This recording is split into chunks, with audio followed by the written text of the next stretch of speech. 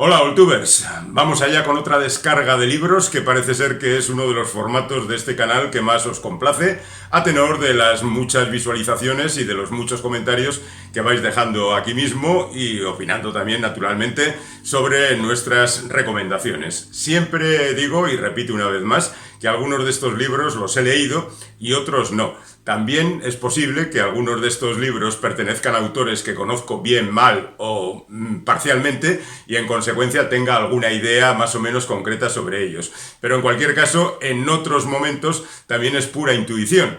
Y a veces las intuiciones fracasan y no cumplen las expectativas que planteaban. En definitiva, que sois vosotros los que al fin tenéis que decidir si estos consejos, recomendaciones, sugerencias van a buen puerto o no.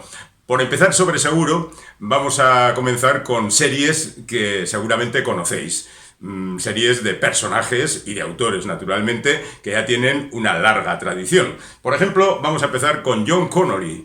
John Connolly tiene un vídeo dedicado en este canal, no solo a él, sino también al resto de los investigadores de lo paranormal, porque John Connolly es el autor de una serie larga ya, son 18 volúmenes, este sería Antigua Sangre, el número 18, con un personaje llamado Charlie Parker, que es también conocido como Bird. Es evidentemente un homenaje al fabuloso músico de jazz del mismo nombre y del mismo apodo, pero a pesar de la desgraciada vida y la gran creación de aquel hombre, no tiene mucho que ver con nuestro personaje, porque este es un detective que busca dentro del ambiente de la novela negra hechos paranormales, se tiene que enfrentar a personajes demoníacos, a gente del ultramundo, en definitiva lo que conocemos fantásticamente dentro del género de terror, pero al mismo tiempo las estructuras son de novela negra. Y si queréis profundizar en él, ya digo que tenéis por ahí un vídeo, solamente daré noticia de que ha aparecido Antigua Sangre, cuyo título original es un libro de huesos, que yo creo que está un poco mejor, pero bueno, que nos devuelve a este personaje a Inglaterra, porque están ocurriendo allí fenómenos extraños. No entraremos en detalles, siempre hay fenómenos extraños en las novelas de Charlie Parker.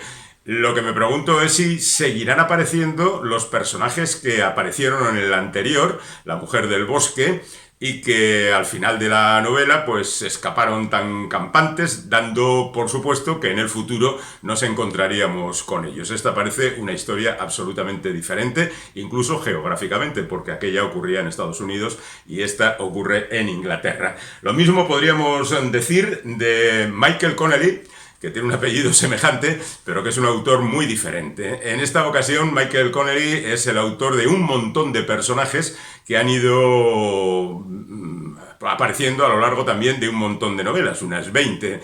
El más carismático es un tal Bosch, o Jerónimos Bosch, o un Harry Bosch, llámenlo como quieran, que es un investigador, un policía, que en ocasiones ejerce de detective privado. De hecho, hay también un vídeo en este canal dedicado a Harry Bosch, al resto de los personajes de Connelly, y también a los investigadores de la novela negra.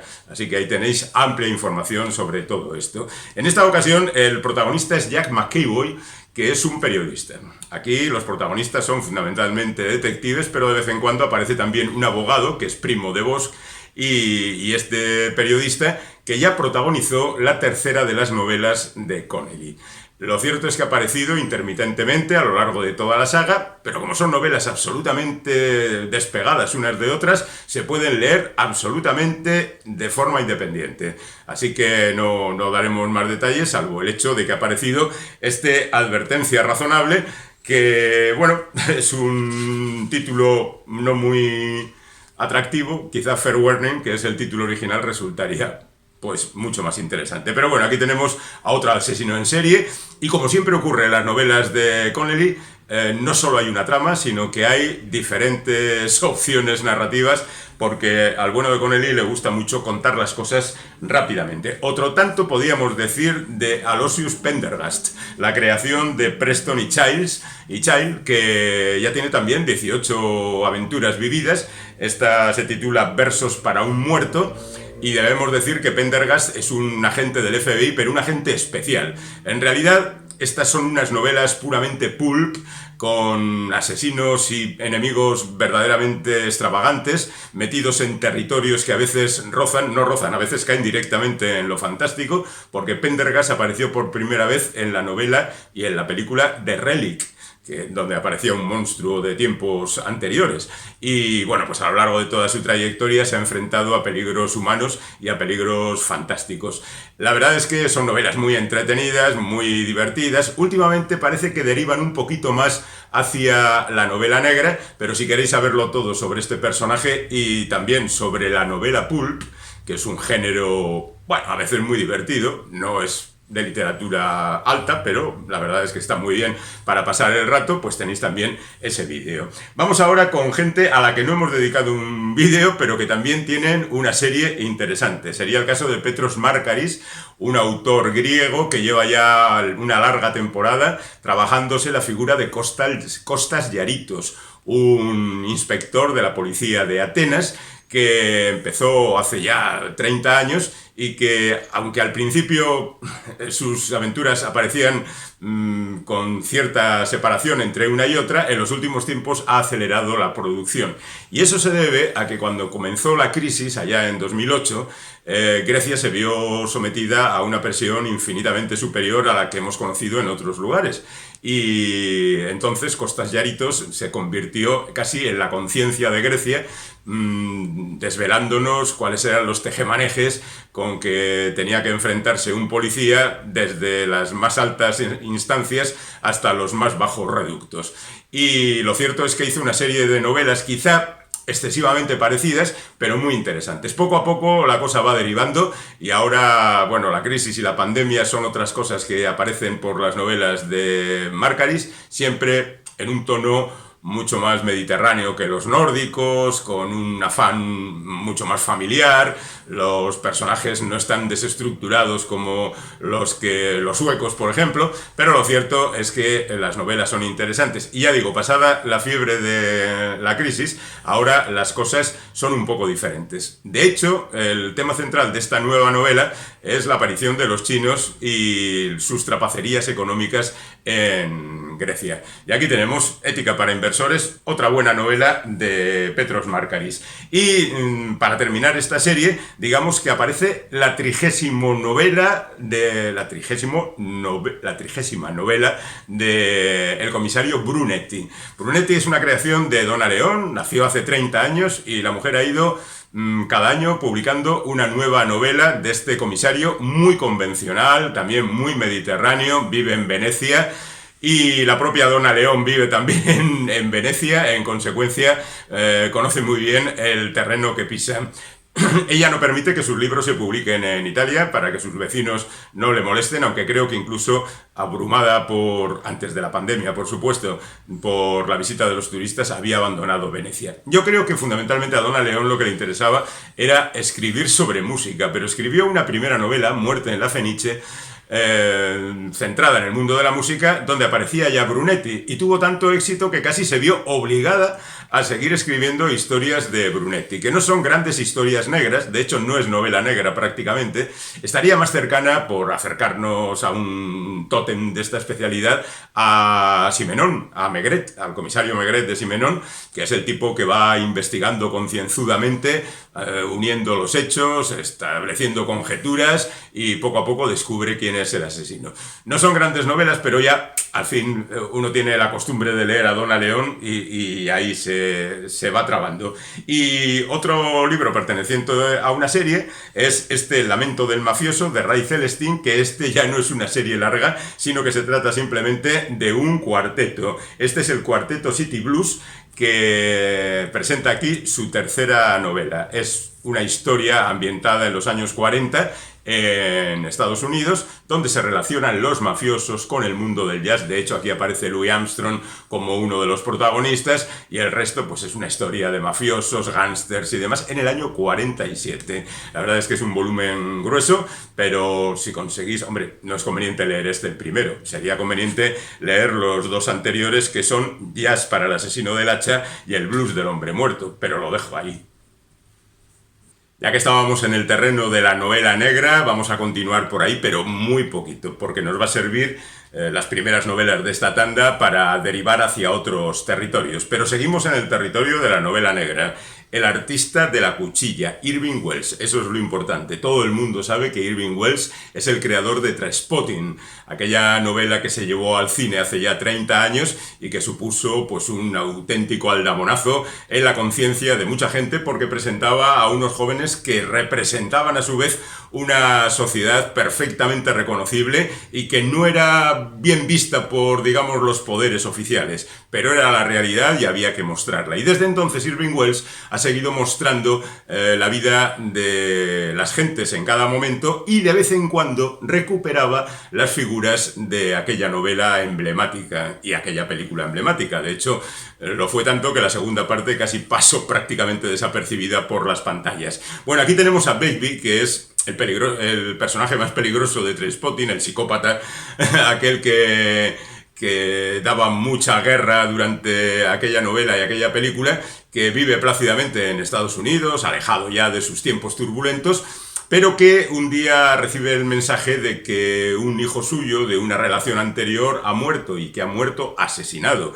Así que él se vuelve para Europa y empieza a preguntar qué es lo que ha pasado. La policía no tiene ni idea, no parece que haya evidencias de ningún tipo, así que él se pone a investigar. Así que esta, curiosamente, es una novela negra de un autor que no suele escribir novela negra, pero al mismo tiempo refleja muy bien lo que es la novela negra porque, como tantas veces hemos dicho, la novela negra tiene que representar a la sociedad del momento. Y esta lo hace fantásticamente. Os evito el resto de comentarios sobre la investigación porque eso no viene a cuento. Pero la verdad es que no solo es la peripecia del protagonista, sino también su mujer, que se ha quedado en Estados Unidos en principio, regresa a Europa y va descubriendo que su marido no es tan trigo limpio como ella pensaba. Tenemos aquí una novela donde haya tinieblas que no viene de ninguna serie. Aquí los personajes son absolutamente nuevos y empiezan quizá una carrera literaria. No es la primera novela que escribe Manuel Río San Martín y viene haciéndolo en el género de la novela negra,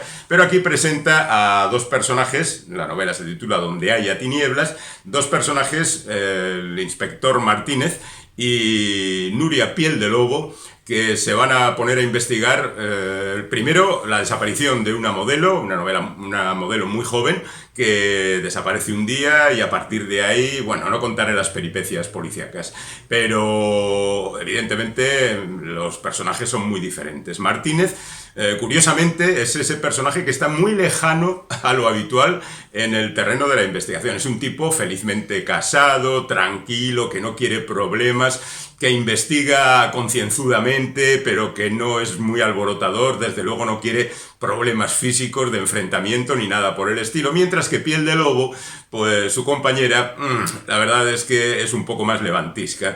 Lo curioso es que la novela empieza con Martínez, con otro investigador, pero de repente da un quiebro y aparece Piel de Lobo, como si al autor se le hubiera aparecido en ese momento el personaje. Y otro detalle curioso es que esta Piel de Lobo es la segunda inspectora Piel de Lobo en el mundo de la novela negra española, porque hace unos meses ya se presentó Bajo la piel de Susana Rodríguez Lezaun, donde aparecía Marcela Piel de Lobo, una investigadora en Pamplona. De hecho, lo comentamos en una recopilación de libros anterior. Y ahí tenemos a dos Piel de Lobo, que no es un apellido muy común, pero investigando a su aire. La novela está muy bien, yo he leído la mitad hasta el momento, es muy entretenida, se sigue muy bien. Quizá es un poco reiterativa por esa costumbre de llegar a las 500 páginas que... la verdad es que aburre un poquito. Esta novela con 350 hubiera quedado estupenda. Y ahora vamos a presentar a una autora que sí escribe habitualmente novela negra, pero que aquí no lo ha hecho. Se llama Berna González Arbour y es periodista fundamentalmente. Empezó a publicar novelas policíacas con una inspectora, que también fue comentada en un vídeo anterior de este canal, como es el de Mayor of Easttown y otras mujeres policías. Pero aquí no, en esta novela titulada El Pozo no tiene nada que ver con ese personaje. Aquí lo que ha hecho Berna ha sido meterse con su propia profesión, es decir, con los periodistas, y utiliza como disculpa un hecho que desgraciadamente recuerda mucho a un hecho real. posiblemente se acordarán de la tragedia de aquel niño que cayó por un agujero, por un pozo, y cuyo rescate se convirtió en una de las operaciones más importantes de rescate de la historia, con un trágico final, seguramente, insisto, como recordarán. Bueno, pues la historia es prácticamente la misma. Aquí no es un niño, es una niña, y hay pequeñas variaciones con respecto a aquella historia que conocíamos todos, pero la narración se centra fundamentalmente en una periodista, que sería, digo yo, la propia Berna, que anda todo el día de atrás para adelante intentando conciliar la investigación periodística con su asistencia a un jurado popular que está juzgando otro caso. Así los dos casos se van mezclando. Ya se ve que Berna no ha dado demasiadas vueltas, la novela es breve, se sigue perfectamente, hay andanadas en todas direcciones, aquí no se salva prácticamente nadie. Es particularmente más divertido para los que practicamos la profesión del periodismo que ponga a parir a sus jefes, como ese tipo que no sabe, por ejemplo, quién era Pink Floyd y lo busca en la Wikipedia a la vista de todos, porque, oye, para eso está la Wikipedia, no necesito saber quién es Pink Floyd y otros representantes de la cultura, cuyo jefe evidentemente no sabe nada. Tantas veces nos habremos encontrado con eso. Bueno, pues El Pozo es una novela muy dinámica, que está muy bien, es muy triste, por supuesto, es una novela que te agobia y que con el asunto central, remitiéndonos al caso real, pues la verdad es que resulta un tanto oscura, pero la verdad es que está muy bien. Y así derivamos hacia Daniel Ruiz, que es uno de los, digamos, testigos de la sociedad española más brillantes de los últimos tiempos. A él le corresponden, por ejemplo, títulos como El calentamiento global, o Todo está bien, o La gran ola, donde ha revisado desde el aspecto político hasta los aspectos de las empresas, la sociedad actual, sus corruptelas, sus malos rollos, sus personajes extravagantes y sus personajes casi delictivos. Bueno, pues en Amigos para Siempre hace lo que tantas veces los escritores han hecho: juntar a un montón de amigos de largo recorrido, gente que hace 30 años tenía muchas ambiciones y muchas esperanzas y pensaban que se iban a comer el mundo, y que 30 años más tarde descubren que el mundo es un bocado demasiado duro y que además ni sus expectativas se han cumplido, y además sus amigos de toda la vida son unos gilipollas. Así que no hay solución para estos personajes, y aquí los vemos reunidos de una manera muy directa, muy divertida, porque Daniel es un tipo muy divertido. A mí me gustan mucho sus novelas, lo digo sinceramente, y la verdad es que me lo he pasado muy bien leyendo esto. Nos vamos ahora con Santiago Roncagliolo, que es un autor peruano y que también, al igual que el Irving Welsh del comienzo de esta tanda, nos cuenta la historia de un regreso. En esta ocasión el protagonista vive tranquilamente en Nueva York, pero le llaman de Perú diciendo: oye, algo está pasando en la familia, las cosas no van bien, y la verdad es que tienes que enterarte de esto. Por supuesto, regresa a casa y se encuentra con un panorama desolador. Él también creía que su familia era una familia normal, tal y como la conocemos, pero resulta que su familia de normal tiene poco, y hay terribles secretos que, por supuesto, no voy a contar aquí. Yo recomiendo leer a Roncagliolo porque es un tipo muy interesante y a veces divertido. No siempre, pero también a veces. Y tengo aquí otra novela de regreso de Antonio Iturbe, La playa infinita. Antonio Iturbe ganó el premio Biblioteca Breve de Seix Barral hace unos años y la verdad es que fue un descubrimiento. Bueno, pues esta historia es la de otra persona que vive fuera en este caso de Cataluña, y que regresa a su Barcelona natal, al barrio de la Barceloneta, allí junto a la playa y junto al puerto, y se encuentra con que la vida ha cambiado y que sus amigos, algunos de ellos son también gilipollas, y otros, pues cada uno tiene su particular forma de vida. Y es el choque ese entre el jovencito que era y el adulto en el que se ha convertido. Tenemos más libros, ¿eh? Seguimos. Seguimos ahora con libros muy diferentes. Por ejemplo, Música, de Javier Azpeitia. Javier Azpeitia es un novelista excepcional. Quizá no es un novelista para todos los públicos, porque es un tipo que incluye en sus novelas cantidad de información cultural de la más variado, desde la musical, como indica el título de esta novela, hasta la clásica, como indica también la portada de esta novela, y la verdad es que es un hombre de cultura infinita. Escribe muy pocas novelas, pero sus novelas son siempre exquisitas y tremendamente sugerentes, de las de leer despacio para regodearse en su prosa. Aquí cuenta la historia de Eurípides, pero la cuenta a través de su compañera, que al mismo tiempo que refleja la figura de Eurípides, refleja también la historia de la Atenas del siglo V antes de Jesucristo, y en consecuencia nos habla del clasicismo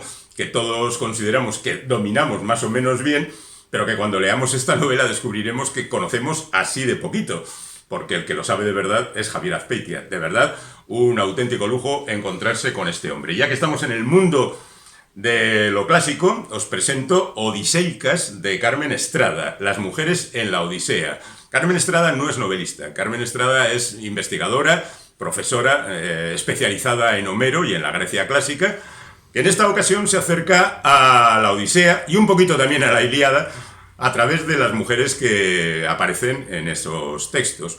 No es la primera vez que se hace, porque Marion Zimmer Bradley ya lo hizo en La Antorcha, contando la Ilíada a través de los ojos de Casandra, pero digamos que esta es una visión mucho más amplia, y esto no es en realidad una novela, sino que es un estudio profundo, reflexivo, interesante y apasionante de lo que significa esas obras para la civilización occidental, pero vista desde otro punto de vista, de un prisma absolutamente diferente. Odiseicas. Está muy bien, la verdad. Vamos ahora con un libro voluminoso, perfecto para el verano. Se titula El Parisino y es una novela de aventuras prácticamente. Está escrita por Isabella Ahmad y sorprende que una mujer que no llega a los 30 años haya escrito una novela tan inmensa y tan bien escrita, porque esta es una historia que parte de hace 100 años, de 1914, comienzos de la Primera Guerra Mundial. Casi el protagonista es una especie de Lawrence de Arabia que viene en este caso al revés, desde los países árabes, se instala en Europa occidental y a partir de ahí, con todos los conflictos que existen en ese momento en el mundo y particularmente en Europa, vive una aventura absolutamente apasionante donde se mezclan las guerras, los tesoros, las relaciones sentimentales turbulentas, las pasiones desatadas. Verdaderamente es una novela de casi 700 páginas que está repleta de acontecimientos y de cosas apasionantes. Yo de verdad la recomendaría, ya digo, para si vas a leer una novela en el mes de agosto, pongamos, pues utiliza esta, que te va a durar prácticamente todo el mes. Bueno, si no eres de los que lees vorazmente, como es mi caso, que entonces ya necesitaré otra novela por lo menos, que podía ser Desnudas, de Maite Sota Birto, que es una novelista navarra, de Pamplona, que ya tiene varias novelas publicadas, pero bueno, os menciono esta porque acaba de aparecer y cuenta la historia de una psicóloga y sexóloga a la que llaman para que investigue un caso de abuso sexual.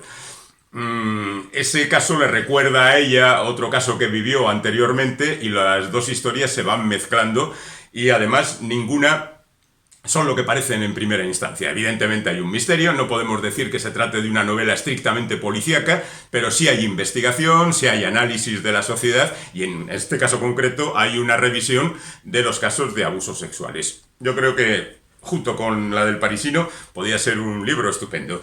Aquí tenemos El viaje de las palabras, de Clara Usón, que en realidad es una novela antigua, se publicó originalmente hace casi 20 años, pero que acaba de ser reeditada y no me resisto a contar qué es lo que dice, porque lo que se cuenta es que hay una mujer, una barcelonesa, que por diferentes circunstancias acaba relacionada con la familia de Chekhov, Anton Chekhov, el famoso escritor, dramaturgo, cuentista, pero no en la actualidad, sino que viaja en el tiempo y se planta allí de repente y bueno, pues la verdad es que es una historia muy interesante. Quizá Clara Usón todavía no había conseguido dominar el texto como lo domina actualmente, porque llevaba 5 años y 3 novelas en el momento en que publicó esta novela, pero la verdad es que es muy interesante. Vamos ahora con algunos libros, no novelas, que hablan de experiencias personales. Ha pasado un minuto y queda una vida, de Gabriela Consuegra. Es la historia de la muerte del padre de la protagonista, de la narradora. Es la visión que tiene de la enfermedad de su padre y su muerte, y cómo la impotencia se apodera de ella al no poder cuidarle y mucho menos salvarle como convendría, ¿no? Es un libro en parte desolador, en parte esperanzador, escrito de manera muy estimulante. Lo mismo podríamos decir, y más en primera persona, de Malte vive en mi jardín, que es una novela de Pilar Orlando, donde cuenta su propia enfermedad. Y también tiene que enfrentarse de esta manera mucho más directamente a las consecuencias de la mala salud muy, muy, muy agobiante, y la verdad es que yo creo que merece la pena enfrentarse a estos libros. María Folguera sí ha escrito una novela con dos vertientes. Por un lado cuenta su vida, los últimos 10 años de su vida, con sus relaciones y su hijo y demás, incluso la pandemia, porque el último tercio de la novela está ocupado por la pandemia, y al mismo tiempo nos cuenta cómo está investigando para hacer una enciclopedia sobre los placeres de las escritoras, porque las escritoras españolas parece que siempre estaban rodeadas de tragedias y las historias que contaban eran muy terribles, pero se suponía que tendrían algún placer, ¿no? Pues tenían pocos, pero María Folguera nos lo descubre. Y ya que estamos en este tono, digamos que Un día cualquiera en Nueva York, de Fran Lebowitz, es una crónica de la ciudad de Nueva York que ha tenido posibilidad de aparecer ahora gracias al famoso documental o la serie documental de Martin Scorsese, donde Fran Lebowitz iba soltando perlas sobre la ciudad y sobre los neoyorquinos que divirtieron absolutamente a todo el mundo. Estos son escritos antiguos, pero escritos con la ligereza ingeniosa de la señora Lebowitz, que tiene mucha tela que cortar, porque esta mujer tiene un pensamiento muy acerado y una crítica muy fina. Y aunque sean cosas antiguas, pues merece la pena. Y os presento el gran fenómeno de esta temporada, que no es otro que La anomalía, el premio Goncourt de Hervé Letellier, que se ha convertido en un fenómeno. Fíjate tú lo que son las cosas, una novela de ciencia ficción, porque es una novela de ciencia ficción que cuenta una historia fantástica acerca de un avión que un día aterriza, oye, y de repente que 3 meses más tarde aterriza otra vez. ¿Qué pasará aquí? Pues no desvelaremos nada. Algunos de estos libros serán convenientemente ampliados en futuros vídeos, mucho más breves, más veraniegos. Este es un poco recopilación de libros que podéis ir pensando en leer este verano, pero bueno, habrá oportunidad de profundizar un poquito más.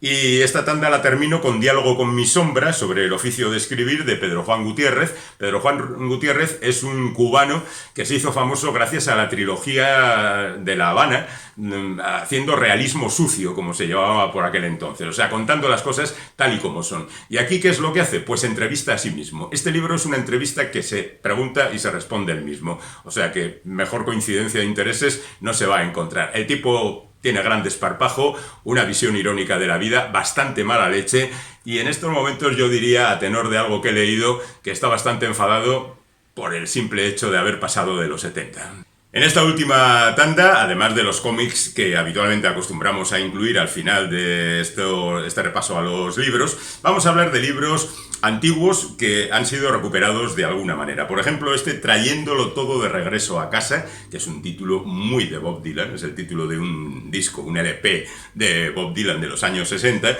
Patricio Pron recoge gran parte de su obra cuentística. La verdad es que no es gran parte, son algunas partes, porque en principio este título ya pertenecía a un volumen recopilatorio publicado hace como 10 años. Al mismo tiempo, este hombre tiene al menos 6 volúmenes de relatos bastante interesantes todos ellos, pero digamos que esta es una selección que incluye gran parte de lo que publicó hace 30 años, y cosas que están hechas ahora mismo, o sea, en la pandemia. Los últimos relatos de este libro, que está ordenado cronológicamente, ya se acercan a la actualidad y permite, entre otras cosas, apreciar la evolución de Patricio Prom, que por ejemplo hace 2 años consiguió el premio Alfaguara con una de sus novelas. Pero yo creo que donde mejor está Prom es en el relato, porque de hecho sus novelas son casi una concatenación de relatos que van orquestando una trama más o menos ligera, pero que, bueno, pasa por diferentes peripecias. Y la verdad es que es un libro muy interesante para apreciar la evolución del autor. Vamos a hablar también de otra recuperación, que no es otra que Oryx y Crake, de Margaret Atwood. Como Margaret Atwood se ha hecho tremendamente popular como autora del Cuento de la criada, que es una novela de ciencia ficción, ahora se recupera otra obra de ciencia ficción. Este es el comienzo de una trilogía, le siguen otros 2 volúmenes, El año del diluvio y Madadam, que serán publicados próximamente. Ya estaban publicados, por supuesto, habrá quien los tenga, pero bueno, yo creo que esta es una historia que merece la pena ser recuperada porque en su momento casi nadie se fijó en ella. Es una historia posapocalíptica, por decirlo de alguna manera, porque habla de un mundo devastado con muy pocos personajes, fundamentalmente 3 que se encuentran y luego, digamos, los secundarios. La vida no es fácil, hay que sobrevivir como sea y la verdad es que la narradora no se lo pone fácil a los personajes. Yo diría que es un libro un poco más exigente que El cuento de la criada y su continuación, Los testamentos, pero creo que merece la pena disfrutar de ella. Y lo mismo podemos decir del libro de Elia Barceló, Disfraces terribles, que se trata también de una novela antigua del año 2004, porque Ediciones Roca está recuperando toda la obra de esta escritora que merece y mucho la pena. Elia empezó publicando ciencia ficción, publicó también alguna narración de terror, pero poco a poco, justo con el cambio de siglo, fue derivando hacia un realismo que en principio estaba teñido también de fantasía y de ciencia ficción más o menos, a partir del vuelo del hipogrifo, y Disfraces terribles es perteneciente a aquella etapa, ¿no? En este caso habla de un cuentista argentino, la novela se ambienta en los años 70, cuenta cómo era la vida en aquel entonces, desde la perspectiva de 2004, y que ahora nos parece, pues fijaos, 50 años de distancia. Y también, por supuesto, incluye, como no podía ser de otra manera, una trama criminal para que los aficionados a las últimas novelas de Elia Barceló no se sientan un poco desasistidos. Así que tenemos casi todas las esencias de las novelas de Elia. Y nos vamos ahora con los cómics. Por ejemplo, con el Coronel Weir Cosmago. Este es un álbum que pertenece a un entramado que se titula Black Hammer. Su autor es Jeff Lemire, o Jeff Lemire, nunca sabré cómo se pronuncia exactamente el apellido de este hombre, que es un guionista y dibujante, pero dibuja menos, que trabaja en exceso. Y eso lastra su trabajo de manera evidente. No todas las cosas que se le ocurren son válidas y en ocasiones tiene muy poco interés lo que escribe. Pero oye, parece que se ha convertido en una estrella del mundo del cómic y sus publicaciones van muy bien. Y tiene diversificado su trabajo en diferentes ramas con diferentes dibujantes. Y quizá el más famoso de sus proyectos sea este Black Hammer, que en principio cuenta la historia de unos superhéroes que viven en una granja, que están ya pasados de vuelta, viejos y caducados, y que sin embargo pues tienen que volver otra vez a la actividad inevitablemente, ¿no? Que es un asunto que ya se ha visto 1000 veces en los cómics y que yo, al mismo tiempo que digo que es su proyecto más resonante, diré también que es casi su mejor proyecto. El asunto está en que con ese gigantismo creador que tiene Lemire, pues ha ido creando montones de subtramas partiendo de personajes que aparecieron en la serie troncal. Y así, pues en estos momentos hay media docena de ramas que yo ya me pierdo un poquito. Y esta es la última aportación que nos presenta este Coronel Weir, que oye, sale de la granja y se va por el universo y se pone a solucionar cosas.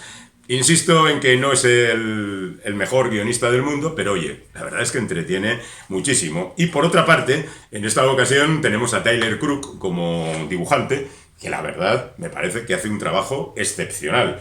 Muy interesante. Ya veis los colores de impacto que utiliza y la verdad es que yo creo que es lo mejor del volumen. Y luego tenemos a otro individuo, Frederick Peters, que viene de un álbum reciente muy interesante, Oleg, que es fantástico, que es muy cotidiano, que cuenta las andanzas del protagonista en la vida real y que de vez en cuando se va por derroteros mucho más fantásticos. Este es el autor de Píldoras Azules, por ejemplo, que también es una obra que entronca con ese Oleg, y también el de cosas como Lupus, que roza ya la fantasía. Bueno, pues ese territorio de la fantasía está muy bien cubierto en esto que se titula Saqueo. No se ve muy bien, pero aquí pone Saqueo. Y el álbum es muy curioso porque está hecho de planchas. No es un cómic propiamente dicho, sino que es una sucesión de ilustraciones, como podéis ver. Y se ambienta en un mundo futuro, poco recomendable, un poco destruido. Bueno, hay ciudades, hay también territorios abiertos, donde los personajes, ya veis que tampoco hay texto, no hay diálogos, no hay más que dibujo, pero siguiendo una trama, ¿eh? O sea, hay que seguir una página detrás de otra. No se trata de ilustraciones desenganchadas la una de la otra, sino que simplemente se cuenta una historia de manera mucho más complicada, por supuesto, porque hay que seguir la historia imagen tras imagen. Y terminamos con El Club de la Lucha. El Club de la Lucha es una famosa novela de Chuck Palahniuk, que luego se hizo película, recordaréis, con Brad Pitt y Edward Norton, que también fue muy famosa, la dirigió David Fincher, y gracias a eso, pues Palahniuk entró en el Olimpo de los grandes, y durante mucho tiempo estuvo escribiendo novelas de otro tipo. Y cuando tuvo que volver de nuevo al mundo del Club de la Lucha, se le ocurrió hacerlo a través del cómic. Y sus personajes de nuevo aparecieron en un volumen que era El Club de la Lucha 2. Bueno, pues ahora aparece El Club de la Lucha 3. Y esto es obviamente para aquellos que hayan leído El Club de la Lucha, la original, y hayan leído El Club de la Lucha 2. Aunque perfectamente se puede leer como un cómic independiente, muy bien dibujado, por cierto, de manera muy intensa y con una historia que te atrapa, porque hay que ver que Palahniuk no ha perdido ni gota de su encanto narrativo y de crear personajes extravagantes y atractivos y que te arrastra de aquí para allá con sus historias. La verdad es que está muy bien, muy bien, muy bien, muy bien. Espero que os haya servido de algo el repaso a estos cómics y, por supuesto, a toda la cantidad de libros que hoy os hemos traído aquí. Ya digo, quizá algunos de ellos sean ampliados a lo largo de este verano en vídeos que sean más breves. Aquellos que he terminado de leer y que me entusiasmen demasiado, necesitaré contároslo, así que apareceré de nuevo por aquí, pero sirva como avance de lo que puede dar de sí el verano para vosotros, este amontonamiento de libros que hemos traído hoy aquí. Que os sirva. Hasta luego.